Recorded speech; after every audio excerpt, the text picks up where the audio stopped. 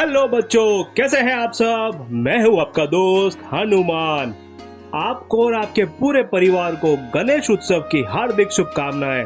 पूरा देश बड़े हर्ष और उल्लास के साथ में गणेश उत्सव मना रहा है, जहां देश की हर गली हर चौराहे से एक ही आवाज आती है, गणपति बप्पा मोरया। लेकिन बच्चों, क्या है इस गणपति बप्पा मोरया की कहानी। मोरया का अर्थ क्या है? क्या वो कोई तारक मंत्र है? यहाँ कोई श्लोक जाने जाएंगे? तो चलिए आज की कहानी शुरू करते हैं गणपति बप्पा मोरया की।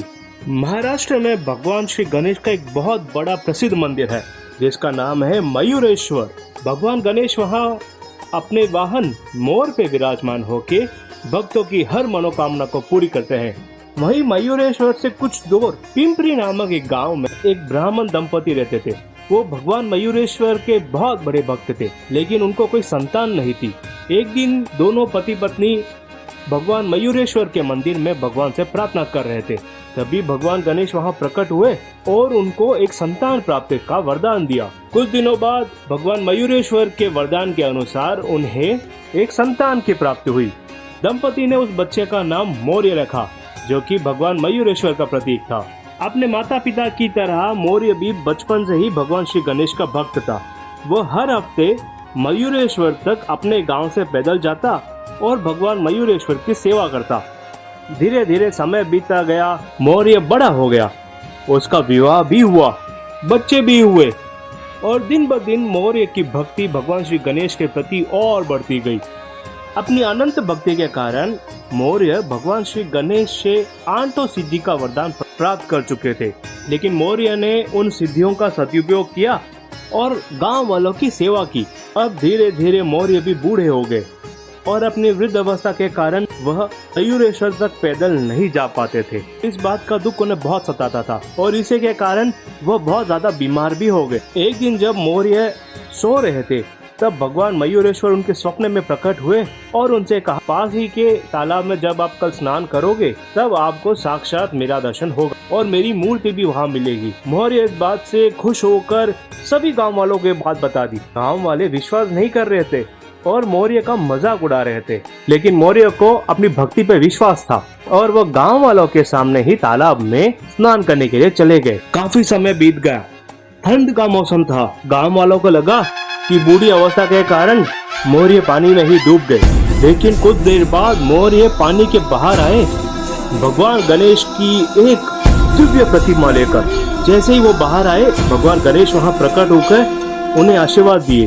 हे मोरया, मैं आपकी भक्ति से बहुत प्रसन्न हूँ। आप इस बूढ़ी अवस्था में मेरे मंदिर तक पैदल आते हैं। आपके इस दुख को मुझसे देखा नहीं जाता, इसलिए मैं आप ही के गाँव में आपके साथ रहूंगा। आप यहाँ मेरे मंदिर की स्थापना करें और मेरी सेवा आप यहीं से कर सकते हैं मोरया। सारे गांव वाले इस बात को देखकर अचंभित रह गए और भगवान गणेश के आदेश अनुसार उसी गांव में मोरेश्वर गणपति की स्थापना हुई। अब हर कोई संत मोरया को संत श्री मोरया गोस्वामी के नाम से जानते थे और वह मंदिर भी वहाँ बहुत प्रसिद्ध हुआ।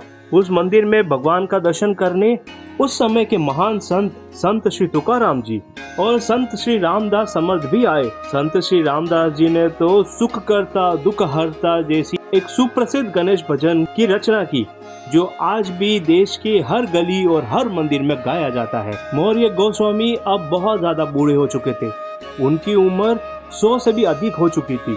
अब जीवन समाधि लेना चाहते थे।